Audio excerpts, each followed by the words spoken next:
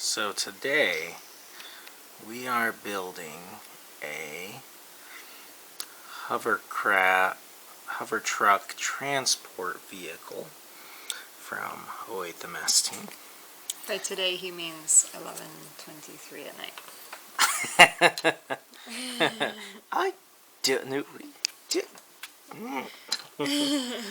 I'm not supposed to know that it's that late. You don't. That means I'm in danger of going to bed. The truck looks something like this, with this part kind of removed. And we're using a vehicle trailer from a military playset I just reviewed. Review might not be up yet, but it might. It's a military series. It's basically an accessory set, and the truck part up here is from a similar set. Here's a ground type gun and backpack. Back of a hover truck, actually. And the main feature of a hover transport truck is that it needs to have hover engines. And so my wife is currently cutting those apart right now very carefully. And somehow, some way, they will be glued on the bottom of this. And this will get some cutting and sculpting and filling in or something. Okay, so this all is going to be cut off, everything this part, and then I'm going to cut that off so that it looks like this. And then I will put a flat top on here. This part will be gone. This will be trimmed off so that this part down here sits right on this without the green in the way. And it'll go right about there and have this part on it, which I cut off so that it will sit at a nicer angle. So the green part won't be in the way, but it'll go about like that. And there's windows for it if I put them back in. And so again, the green part won't be in the way, this part won't be here. So this is where the fuel tanks go.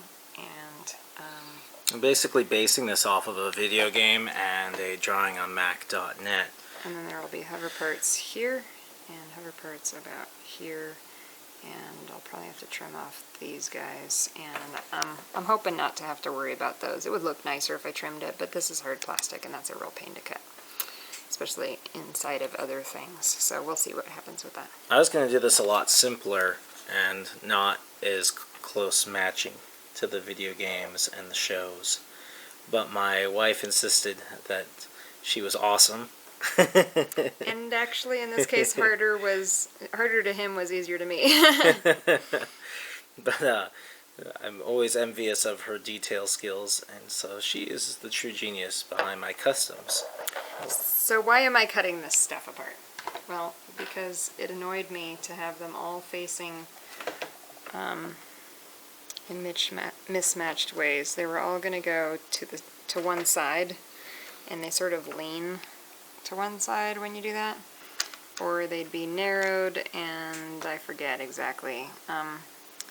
Oh, it didn't sit on here as well.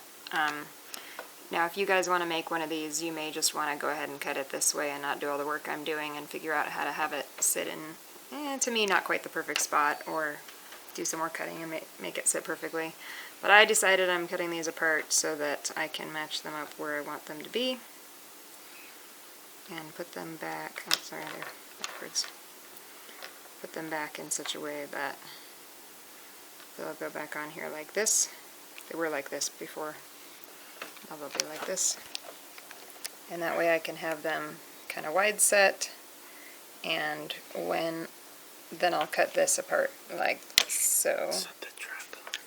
And so I'll have them about here. Well, they'll be turned around.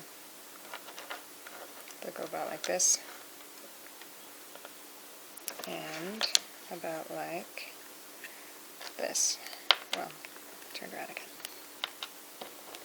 Remember, this pointy part, this whole section here will be removed. It'll so go it'll look a lot more right. Something like this. With that gone. It's going to look And really this top cool. gone. This is how we build customs. This is how we do it. A lot of time goes into it. A lot of Sarah's perfection. And I help concept stuff. I go, I want to build this. And then she comes along and she goes, this is the right way to do it. Well, I hope you enjoyed this little video kind of showing us in the middle of a work in progress. We don't usually do videos of us working on them. We just show them off after they're built. So, hope you enjoyed it. Catch you guys later.